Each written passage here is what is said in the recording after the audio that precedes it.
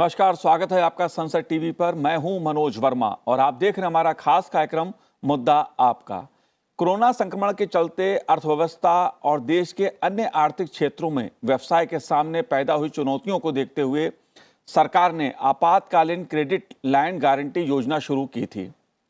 भारतीय state bank की report के अनुसार छोटी किराना दुकानों सहित व्यापारिक क्षेत्र को आपातकालीन गारंटी लाइन योजना से खासा फायदा हुआ है। आखिर आपातकालीन क्रेडिट लाइन गारंटी योजना क्या है, इसका लाभ क्या है, इससे लाभ कैसे लिया जा सकता है, ये ऐसे सवाल हैं जो कोविड के समय में हर व्यापारी जानना समझना चाहता है, क्योंकि तमाम तरह की चुनौतियां एक व्यापारी के सामने, एक छोटा उद्योग चलाने वाले के सामने, जिन्हें हम एमएसएमई कहते हैं, उनके सामने खड़ी हुई हैं इस कोविड काल में। जाहिर सी बात है इस पे चर्चा जरूरी है और हम समझने की कोशिश करेंगे कि आखिर इस योजना के फायदे क्या क्या हो सकते हैं। मेरे साथ चर्चा करने के लिए इस समय जुड़े हुए हैं CAIT के महासचिव प्रवीण खंडेलवाल जी। प्रवीण जी, आपका स्वागत है संसद टीवी पर। साथ ही हम बात करेंगे चैम्बर्स ऑफ MSME के अध्यक्ष मुकेश मोहन गुप्ता जी से। मुकेश जी, आपका भी स्वागत है। और बात करेंगे दी बिजनेस स्टैंडर्ड के कंसल्टिंग एडिटर शुभमय भट्टाचार्य जी से। शुभमय जी, आपका भी स्वागत है। और बात होगी इंडियन बैंक एसोसिएशन के सलाहकार BN मिश्रा जी से। उनसे भी हम जानने समझने की कोशिश करेंगे कि इस कोविड काल में जो बैंक हैं वो किस तरह से जो एक व्यापारी है, जो छोटा उद्योग चलाता है, उसकी मदद कर रहे हैं, वो कैसे लाभ ले सकते हैं इस कोरोना काल में। लेकिन शुरुआत प्रवीण खंडेलवाल जी से। प्रवीण खंडेलवाल जी, आपातकालीन क्रेडिट लाइन गारंटी स्कीम कितने फायदेमंद है और ये क्या है इस योजना में? देखिए, सबसे पहले तो मैं प्रधानमंत्री श्री नरेंद्र मोदी का और वित्त मंत्री श्रीमती निर्मला सीतारमण का धन्यवाद करूंगा कि कोविड से जूझ रहे भारत के व्यापार को और व्यापारियों को राहत देने के लिए सरकार इस योजना को लाई। योजना वास्तव में बहुत अच्छी है, लेकिन मुझे यह भी कहने में कोई संकोच नहीं है कि बैंकों के स्तर पर व्यापारियों को या MSME को कोई इससे लाभ मिला हो। जिस मात्रा में लाभ की आशा थी उस मात्रा में लाभ नहीं मिला। आज भी बैंक कोई अगर इस गारंटी को लेने के लिए बैंक में जाए तो बैंक वही जो घिसे पिटे सवाल है जो पहले पूछे जाते थे वो भी आज पूछता है। ये लाओ, अपनी बैलेंस शीट लाओ, अपना ये लाओ, ऑडिटेड ये लेकर के आओ। दुनिया भर के सवालों के जवाब पहले बैंक को दो, उसके बाद बैंक उसको समझेगा और फिर समझेगा तो आपको वो गारंटी देगा, वो आपको लोन देगा। ये विडंबना है इस हमारे देश की कि जहां तक सरकार का सवाल है, सरकार की नीयत बिल्कुल साफ है, सरकार राहत देना चाहती है, लेकिन एग्जीक्यूटिव लेवल पर जिस तरीके से उसकी मॉनिटरिंग होनी चाहिए उसकी मॉनिटरिंग नहीं होती है, जिसके कारण से जमीन पर जो विजन प्रधानमंत्री का है, जो विजन वित्त मंत्री का है, जो विजन सरकार का है, वो जमीन पर फलीभूत होता नहीं दिखाई देता। ये ऐसा मेरा मानना है। इस प्रकार की समाचार पूरे देश से व्यापारियों को हमको आ रहे हैं। हमने इस बारे में वित्त मंत्री का ध्यान भी आकृष्ट किया है कि सरकार की योजना बहुत अच्छी है, लेकिन इसके इम्प्लीमेंटेशन के लिए जब तक कोई मॉनिटरिंग मैकेनिज्म नहीं बनेगा तब तक इस योजना का लाभ वास्तव में मिल पाएगा, इसमें मुझे संदेह लगता है। जी। लेकिन प्रवीण खंडेलवाल जी, मैंने भारतीय स्टेट बैंक की जिस रिपोर्ट का जिक्र किया है उसमें यह साफ साफ दिखाता है, दर्शाया गया है कि इस योजना से जो छोटे व्यापारी हैं, मझोला उद्योग चलाने वाले, उनको बहुत फायदा हुआ है। मोहन गुप्ता जी, आप कैसे देखते हैं इस रिपोर्ट को?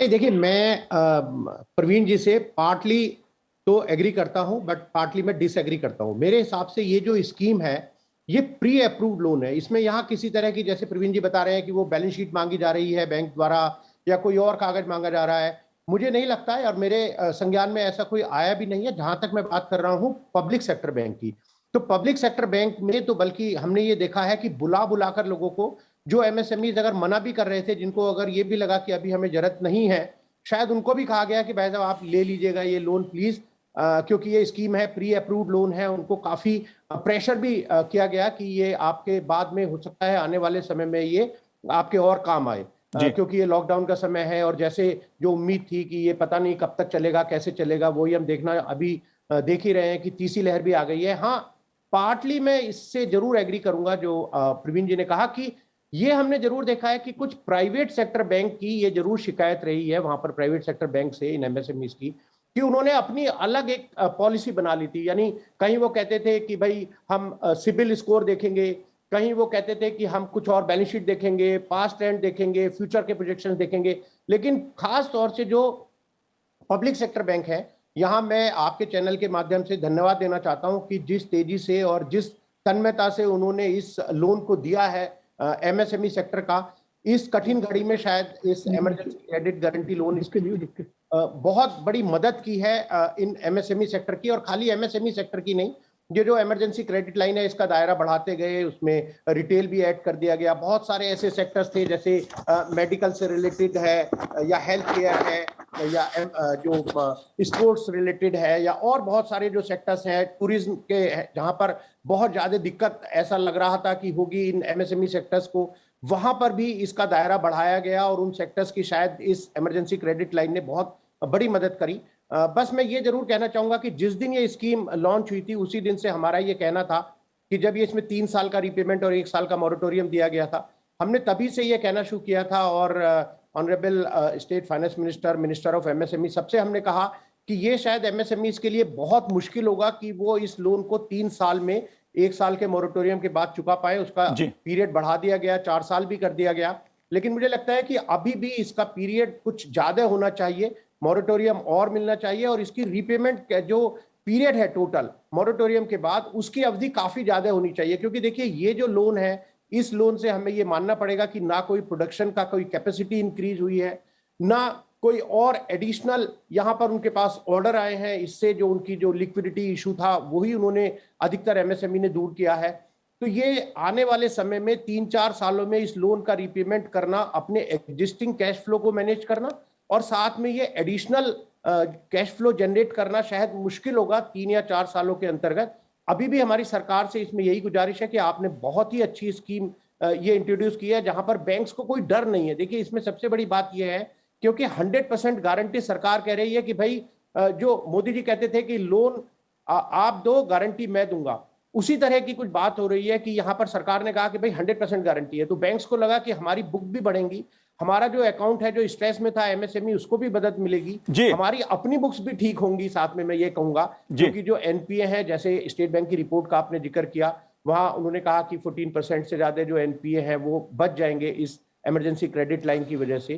तो ये सभी की एक विन विन सिचुएशन है और मैं समझता हूं कि ये जो लोन है इसमें काफी मदद मिली है एमएसएमई और दूसरे जो भी सेक्टर जिनका मैंने जिक्र किया। जी बीएन मिश्रा जी, हमेशा सवाल उठाया जाता है जब भी सरकार इस प्रकार की कोई योजना लॉन्च करती है, जाहिर सी बात है emergency credit line guarantee scheme है, सरकार ने ऐसे समय पर यह योजना शुरू की जब कोविड के चलते देश की अर्थव्यवस्था के सामने चुनौती थी और व्यापारियों के सामने भी थी। जो छोटा उद्योग चलाते हैं उनके सामने भी, उनका भी जो हाथ था वो तंग हो गया था। आप कैसे देखते हैं इस योजना को, और जो सवाल प्रवीण खंडेलवाल जी ने और मोहन जी ने उठाए हैं उनके बारे में आपका क्या कहना है? देखिए मैं यही बताना चाहूंगा, खंडेलवाल जी की जो ऑब्जर्वेशन ये था कि बैंकों में बैंक्स ऐसे समय पे लोगों की अपेक्षा के अनुरूप खड़ा नहीं होते हैं।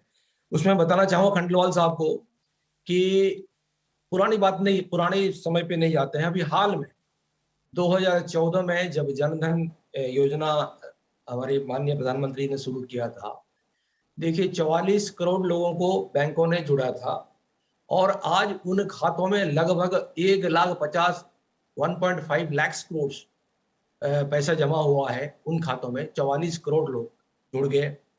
फिर उसके बाद 2 साल के बाद आपकी नोटबंदी के समय, और उस समय भी बैंकों ने नोटबंदी के टाइम जो जरूरत था, जो राष्ट्रीय जो भी आह्वान था, उस हिसाब से बैंक ने काम किया। और फिर पेंडेमिक के दौरान आप देखिएगा, पेंडेमिक के दौरान विशेष रूप से राष्ट्रीयकृत बैंकों ने सभी के शाखा खुले रहे और ताकि जो स्थानांतरण है, चाहे वो कृषि संबंधित हो या महिलाओं को हो, तो उनकी जो डायरेक्ट बेनिफिट स्कीम के तहत जो स्थानांतरण पैसे का जो है ट्रांसफर हो, उसमें कोई रुकावट ना हो। और रही इसी आपकी जो इमरजेंसी क्रेडिट वाली बात है, इस पे भी देखिए अब लगभग पिछले 3 साल में तो आपके एमएसएमई की जो क्रेडिट आउटस्टैंडिंग है वो 1 लाख करोड़ के आसपास हुआ करता था तब। अभी केवल इसी दौरान 80,000 करोड़ की बढ़ोतरी हुई है।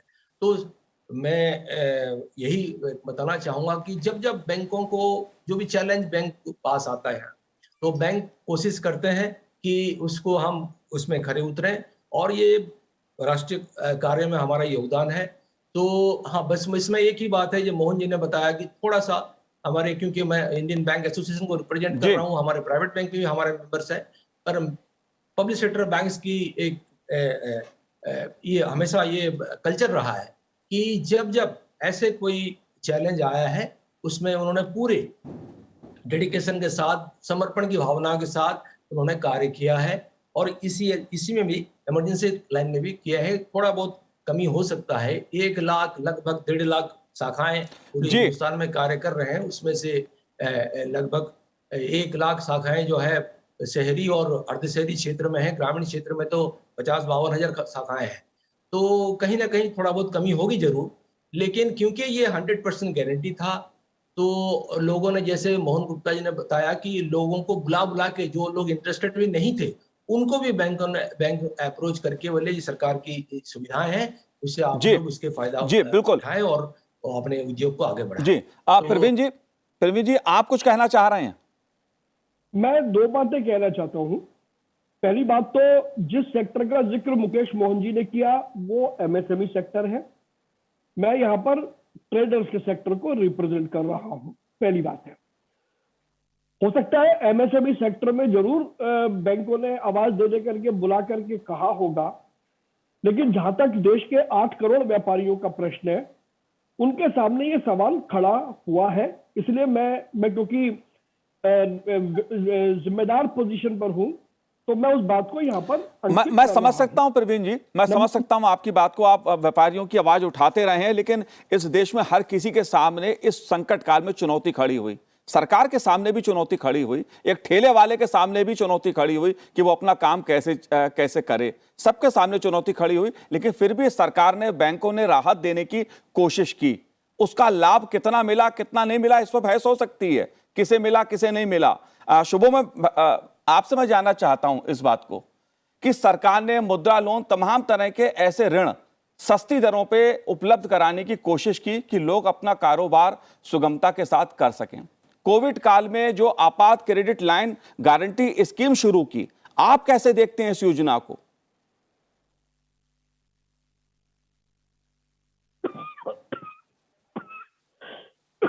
इसलिए आपातकालीन क्रेडिट लाइन गारंटी स्कीम जो है, ये स्कीम उस दौरान आया था जब एक अचानक इमरजेंसी आया था। इसीलिए ये स्कीम ज्यादातर इसकी जो फोकस रही है वो एमएसएमई सेक्टर पर ही रहा है, ये मानना पड़ेगा। और एमएसएमई सेक्टर में जो जैसे आपने एसबीआई का रिपोर्ट का जिक्र किया, सही किया कि उस सेक्टर में काफी हद तक एक जो डिजास्टर हो सकता था, बहुत बड़ा खतरा का माहौल क्रिएट हो सकता था। अनएम्प्लॉयमेंट ही नहीं, साथ में और भी फैमिलीज तबाह हो सकते थे, वो काफी हद तक इसको बचाया है जी। और अब जब किया गया है, अब भी बनता है कि ये स्कीम के जो अच्छे पॉइंट्स हैं वो हम थोड़ा समझें कि जो माइक्रो मीडियम सेक्टर की जो जरूरतें हैं जी, वो जरूरतों को बैंक नॉर्मली समझते हैं या नहीं। प्रवीण कन्नौज जी ट्रेडर्स की बात कर रहे थे, गुप्ता जी एमएसएमई की बात कर रहे थे। अलग अलग ट्रेड सेक्टर के अलग अलग, जिसे कहते हैं, एक अभिज्ञता है बैंक के साथ कि कुछ के सेक्टर के साथ बैंक अच्छे पेश आए, कुछ के साथ नहीं आए हैं। मुश्किल यह है कि बैंकों के लिए micro small medium credit sector enterprises बहुत ज़्यादा पॉपुलर नहीं है। इसका ब्यौरा आपको एक स्कीम से मिल जाएगा जो सरकार की तरफ से बनाया गया है, वो CGTMSE, credit guarantee fund for trust for micro and small enterprises. ये करीब 2 दशक से ये स्कीम चल रहा है और ये स्कीम की पहुंच अभी भी काफी सीमित है। इस बार ही सरकार ने क्या किया, इस सीमित चीज को सामने नजर रखते हुए सरकार ने कह दिया कि आप रिकवरी की तरफ मत सोचिए, हम पीछे गारंटी दे रहे हैं, आप पूरी तरफ से इसको ब्लैंकेट कवरेज कीजिए। लेकिन ये सरकार को हर वक्त कहना जरूरी क्यों होगा, ये बैंकों को अपने आप चल के इस सेक्टर को सर्विस देना बहुत जरूरी है। तो मैं समझता हूं कि ECLGS स्कीम अभी मार्च तक लागू है जी। और शायद फिर से इसको एक्सटेंड किया जाए, लेकिन ये स्कीम को, इस स्कीम की जो अच्छी बातें हैं वो समझ के, जो माइक्रो एंड स्मॉल एंटरप्राइजेस के लिए बैंकों की जो लोन का जो धारा है, उस धारा में परिवर्तन करना जरूरी है, ताकि वो बैंक्स एक friend of the small trader, small medium enterprises का एक सच में बन सके। ये नहीं कि सरकार जब पुश करते हैं तभी जाके वो काम करे। मेरा ये कहना है। जी मोहन जी, तमाम तरह, जी आप कुछ कहना चाह रहे हैं? जी बोलिए। मैं ये कहना चाहता हूं कि एक तो मैं थोड़ा प्रवीण जी को थोड़ा यहाँ शायद मुझे क्षमा करें, मैं करेक्ट करना चाहूंगा कि ये जो इमरजेंसी क्रेडिट लाइन है ये केवल MSME सेक्टर के लिए नहीं है, इसमें ट्रेडर को भी बाद में ऐड कर दिया गया था। और जितने भी ट्रेडर्स हैं जिनकी जो लिमिट है वो तो ठीक है, जो 50 करोड़ तक का लिमिट था या जो और कंडीशन है, लेकिन जो ट्रेडर्स हैं वो भी इस स्कीम में, automated emergency credit line scheme में गारंटी फ्री, यानी कोई उनको कोलेटरल सिक्योरिटी नहीं लेनी है, सरकार गारंटी दे रही है इस स्कीम में जिसकी हम बात कर रहे हैं, वो ट्रेडर्स के लिए भी एलिजिबल है। दूसरी बात, जैसे कहा भट्टाचार्य साहब ने कि जो बैंकर्स हैं उनके लिए शायद कोई बहुत प्रायोरिटी नहीं है ये जो MSME है, शायद मैं इस बात से एग्री नहीं करता। रिजर्व बैंक ऑफ इंडिया ने प्रायोरिटी सेक्टर लेंडिंग के लिए अलग से गाइडलाइंस इशू की हैं। भारत सरकार, रिजर्व बैंक ऑफ इंडिया, मैं समझता हूं कि उनके लिए अगर हम जितनी भी स्कीम देखें पिछले 5-6 सालों में, चाहे वो मुद्रा लोन हो या जनधन स्कीम हो या स्टैंड अप इंडिया हो या स्टार्टअप इंडिया स्कीम हो, यानी जितनी भी हम स्कीम देखते हैं, मुझे तो ऐसा लगता है कि सारी स्कीम जो भी अनाउंस की गई हैं पिछले 5-7 सालों में, उन सभी के लिए कहीं ना कहीं MSME सेक्टर को डायरेक्ट बेनिफिट हो रहा है। तो और प्रायोरिटी सेक्टर लेंडिंग खास तौर से टारगेट सेट है, कह दिया गया है कि भाई आपको इतने % प्रायोरिटी सेक्टर में करना पड़ेगा, इतना एग्री सेक्टर में करना पड़ेगा, इतना माइक्रो में करना पड़ेगा। तो डिफरेंट टाइप के सेक्टर्स भी डिफाइन कर दिए गए हैं। यहाँ पर ये जो इमरजेंसी क्रेडिट लाइन है, इसमें तो बिल्कुल उनको कहा कि भाई आपको और कुछ चीज देखनी नहीं है, आपको ना उनका कोई सिबिल स्कोर देखना है, ना उनका कोई पास्ट देखना है, क्योंकि ये खास तौर से वैसे भी ये लोन एक स्टैंडर्ड जो लोन होते हैं उनके लिए तो था ही, लेकिन इसके अलावा SMA 0, SMA 1 के लिए भी था। इसका मतलब ये हुआ कि जो लोग जो डिफॉल्ट में थे ऑलरेडी, जिनको कोई बैंकर्स अधिकतर हाथ नहीं लगाते हैं, कोई छूना नहीं चाहते हैं, उनकी मदद करना नहीं चाहते हैं, उनके लिए भी सरकार ने कहा कि भाई कोई बात नहीं, वो डिफॉल्ट में अगर हैं, उनका कुछ डिले चल रहा है पेमेंट, और वो जैसे मैंने आपको बताया कुछ खास कैटेगरी में SMA 0, SMA 1 में है, उनको भी कहा कि भाई इनको भी इस स्कीम में लोन दे दिया जाए। तो प्रवीण जी, आप जरूर अपने ट्रेडर्स भाइयों को ये बता सकते हैं, बहनों को बता सकते हैं कि देखिए आप भी इस लोन में कवर हैं, आप भी इस लोन का फायदा ले सकते हैं जिसकी गारंटी सरकार दे रही है। और एक बात और खास है इसमें कि इसमें जो रेट ऑफ इंटरेस्ट है उस पर भी कैपिंग कर दी गई है, यानी जो मैक्सिमम रेट ऑफ इंटरेस्ट है वहां भी कह दिया है रिजर्व बैंक ऑफ इंडिया ने और सरकार ने कि भाई आप मैक्सिमम कितना इंटरेस्ट चार्ज कर सकते हैं, उसकी भी कैपिंग कर दी गई है। तो बैंक्स के लिए शायद ये भी बहुत अब आसान नहीं है कि वो जो चाहे मनमाना ब्याज इसमें लगा ले। कुछ लोगों ने तो हमें यहाँ तक पता चला है कि ये लोन लेकर अपना जो हाई कॉस्ट डेट था उसका पेमेंट किया, जो जिससे उनकी प्रॉफिटेबिलिटी बढ़ी, उनका जो कैश एक्रूवल है उसमें उनको आने वाले समय में मदद मिलेगी। तो मैं तो चाहता हूं और मेरी ये इच्छा है कि बस इसमें एक जो रीपेमेंट पीरियड है अगर उसको बढ़ा दिया जाए और थोड़ा एक बार थोड़े खुले दिल से उसको बढ़ाया जाए, यानी ये नहीं कि हर बार 1-1 साल करके बढ़ाया जाए। फिर हम देख रहे हैं कि अभी तीसरी लहर आ गई, क्योंकि वो जो कैश एक्रूवल जो आना था, जो सोचा था शायद सरकार ने कि अब ये एक बार लॉकडाउन होगा उसके बाद ये ठीक हो जाएगा, वो शायद अभी स्थिति अभी नहीं आई है। जी मुकेश मोहन जी, एक बार थोड़ा खुले मन से अगर सरकार इस रीपेमेंट शेड्यूल को थोड़ा और काफी लंबा कर दे, जिससे थोड़ा थोड़ा करके वो अपना पैसा वापस कर सके, और बैंकों को भी शायद इससे कोई नुकसान नहीं होगा, क्योंकि उनको ब्याज तो मिलेगा ही, कम मिलेगा लेकिन उनको ब्याज तो जरूर मिलेगा जिसकी गारंटी सरकार दे रही है। तो इसलिए उनको प्रोविजन भी वहां पर कम करना पड़ेगा। बिल्कुल मुकेश मोहन जी, जैसा मैंने कहा कि सरकार तमाम तरह की योजनाएं इस प्रकार की कि व्यापारियों को जो उद्योग धंधा करते हैं उनको किसी भी उससे ऋण मिले, सस्ता कर्ज मिले उनको, ताकि वो अपना कारोबार ठीक ढंग से कर सकें। चुनौती देश के सामने भी खड़ी हुई कोविड काल में, लेकिन एक बहुत बड़ा सवाल रहता है बैंकों के सामने। सरकार योजना कर देती है, लोगों को राहत मिले इसके लिए, लेकिन बैंकों के सामने पैसे की वसूली भी एक सवाल रहता है कि लोन तो ले लिया, पैसा समय पे दे रहे हैं नहीं दे रहे हैं, किस्त समय पे दे रहे हैं नहीं दे रहे हैं। मिश्रा जी, मुद्रा मैं लोन यही बताना जी चाहूंगा कि खंडेलवाल साहब का भी कहना बहुत सही है कि और सहूलियत मिलना चाहिए, लेकिन रिकवरी के चलते कुछ समस्याएं बैंकों के साथ खड़ी हो गई थी। और पहली बार 2016 में जो आईबीसी के तहत जो नियम अभी लागू हो गए हैं और अपना जो आईबीसी की तहत एनसीएलटी आ गए हैं और अभी बैड बैंक भी जो इसकी स्थापना की गई है, उसमें जरूर एक स्ट्रॉन्ग रिकवरी लॉ की आवश्यकता थी देश में और वो इस समय हो गया है। लेकिन एमएसएमई के जहां तक सवाल है, एमएसएमई की इंपॉर्टेंस की कहीं हमें डिबेट करने की जरूरत नहीं है। अब हिंदुस्तान में इस समय एमएसएमई जो हमारे अर्थव्यवस्था की रीढ़ की हड्डी है, तो अब कृषि क्षेत्र में सैचुरेशन आ चुका है, तो जो भी हो सकता है एमएसएमई क्षेत्र से ही हमारे रोजगार हो सकता है। एमएसएमई सेक्टर से अपना जीडीपी का लगभग 30% आ रहा है, अपना एक्सपोर्ट का 50% आ रहा है। इसमें कोई डिबेट की आवश्यकता नहीं है। एमएसएमई के महत्व क्या है देश में। जी बिल्कुल। रहा सवाल कि इनको सहूलियत कैसे दिया जाए और ज्यादा से ज्यादा सहूलियत कैसे दिया जाए। देखिए, एक बैंक शाखा के माध्यम से लगभग 9 से 10 हजार लोगों की सेवाएं, बैंकिंग सेवा दिया जाता है और अभी भी ऐसे जगह है जहां की बैंकिंग और शाखाओं की आवश्यकता है और कई योजनाएं हैं, केवल एक योजना नहीं है। बैंक के सामने कई योजना है, कई नए नए कार्य बैंक कर रहे हैं। इनकम टैक्स भी हम कलेक्ट कर रहे हैं और जीएसटी का कार्य भी कर रहे हैं, तो कहीं कहीं थोड़ा सा उसमें रह जाता है, गैप्स आ जाती है। इसलिए इसको देखते हुए आजकल स्पेशलाइज शाखाएं भी खोला जा रहा है, केवल एमएसएमई की लोन करेंगे वो जी तो जी। मैं समझता हूँ आने वाले समय जाहिर में सी और थोड़ा सा स्पेशलाइज होके जाहिर सी बात है कि सवाल आत्मनिर्भर भारत का भी है, मुद्दा आत्मनिर्भर भारत का भी है। देश हमारा आत्मनिर्भर बने, इस पे भी सरकार का पूरा जोर है और अर्थव्यवस्था को सहारा देने के लिए ही प्रधानमंत्री नरेंद्र मोदी ने 20 लाख करोड़ रुपए के आत्मनिर्भर भारत पैकेज की घोषणा की थी। इस पैकेज के तहत ही लघु और मध्यम उपक्रमों के लिए 3 लाख करोड़ रुपए की इमरजेंसी क्रेडिट लाइन गारंटी योजना शुरू की गई थी। प्रवीण खंडेलवाल जी, जब एमएसएमई की बात हम करते हैं, जब ट्रेडर्स की हम बात करते हैं, तो बात आत्मनिर्भर भारत की भी आती है।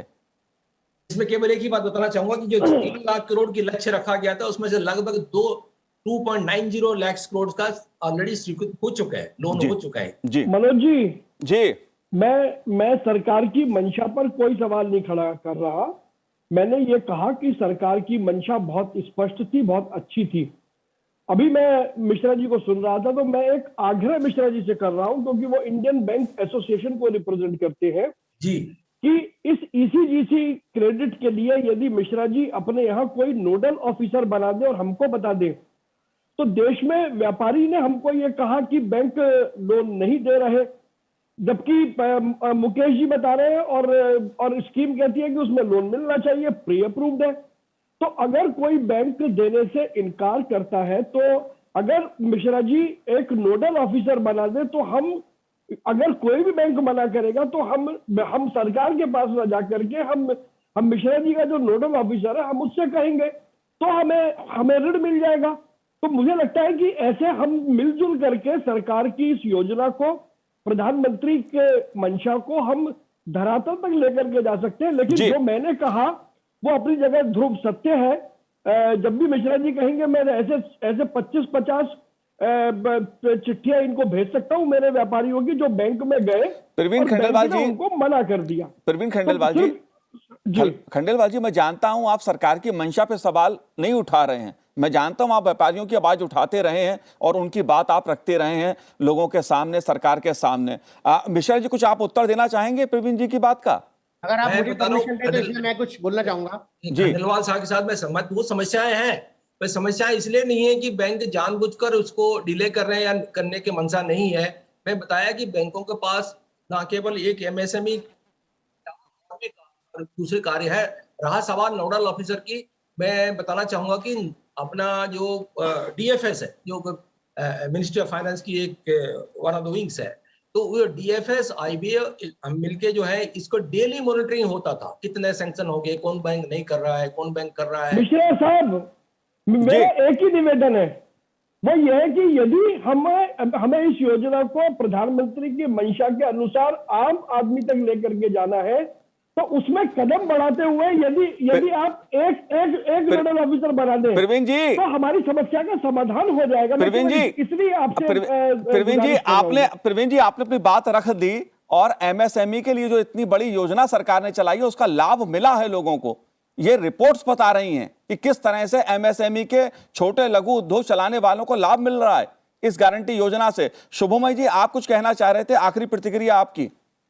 नोडल ऑफिसर बताना चाहता हूं। हमें मुकेश जी, 1 मिनट, MSME और व्यापारी के बीच के अंतर को समझना होगा। MSME अलग है, व्यापारी को MSME में केवल और केवल प्राइवेट सेक्टर लेंडिंग के लिए अभी इंक्लूड किया गया है।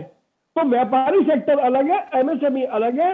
हम चाह रहे हैं कि एक बीच का सेतु कोई बन जाए, तो हम जमीन तक इस काम को करने जी। को शुभमय जी, आप क्या कहना चाह रहे हैं? मैं एक सलाह ये देना चाहूंगा आपको। देखिए, रिजर्व बैंक ऑफ इंडिया ने कंप्लेंट मैनेजमेंट सिस्टम शुरू किया है, ऑनलाइन है, CMS, और मैंने इसको टेस्ट किया है। आप ये समझिए कि मैंने खुद इसमें एक कंप्लेंट रजिस्टर करके खुद चेक किया है।